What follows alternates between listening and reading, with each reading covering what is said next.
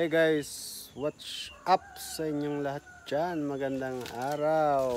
Ayan, so ngayong araw ay mayroon na naman tayong bagong gagawin.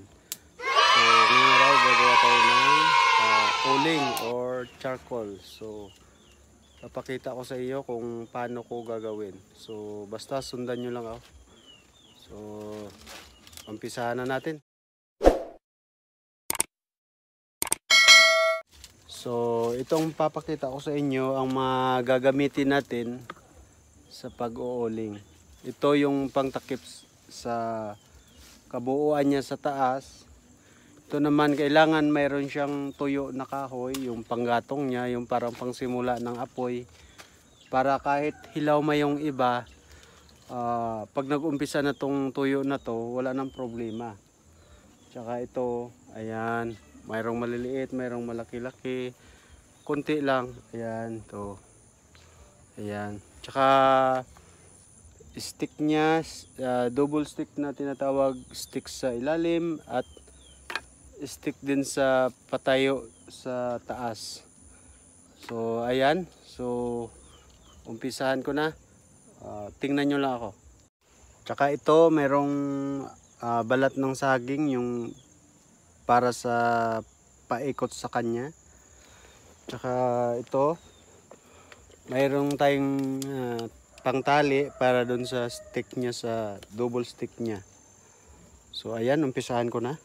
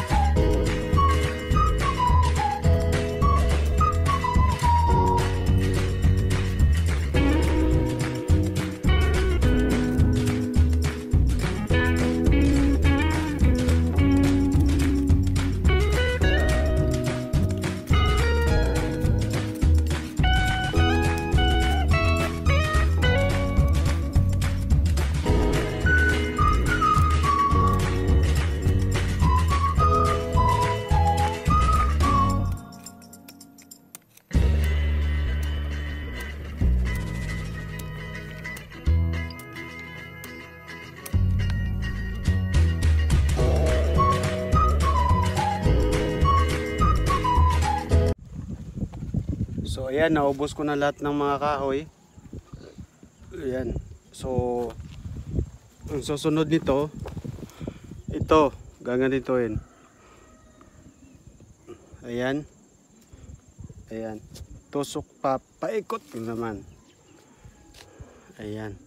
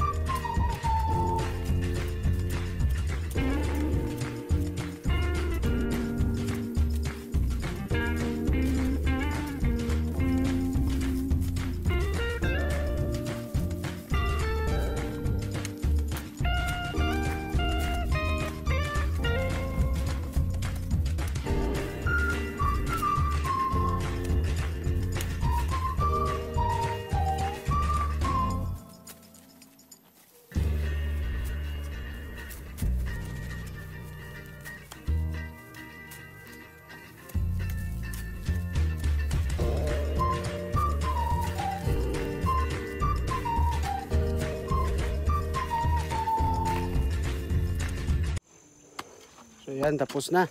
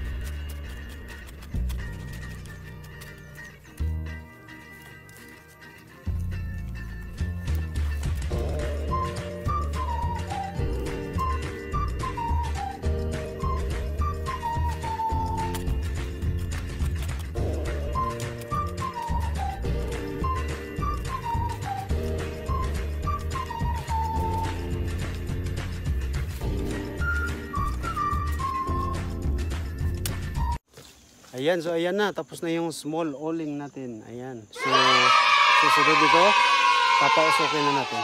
So, kuha na tayo ng apoy, tapos papausokin na natin to.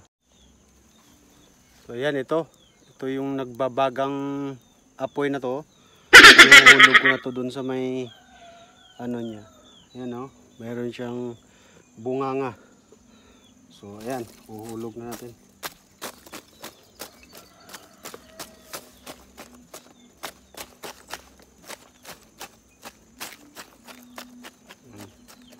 So after 10 minutes, makikita natin umuusok na yan. So abangan na lang natin.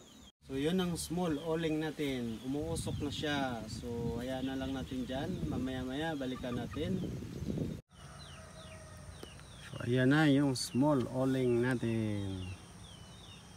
Marami na siyang usok. Ayan. 48 hours later. Ayan, magandang araw sa lahat. So ito na pala yung oling na small oling natin kahapon na ginawa ko. So ngayon sirado na siya. So wala ng apoy, bubuksan na natin kung okay yung pagkaluto niya. So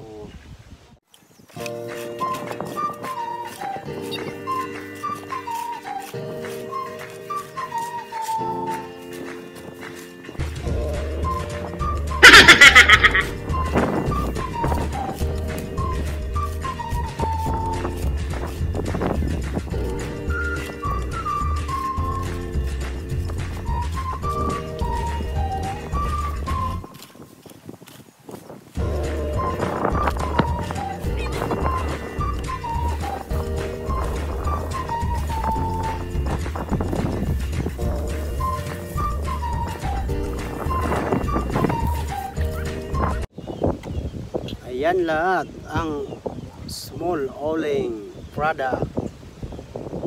Ayan.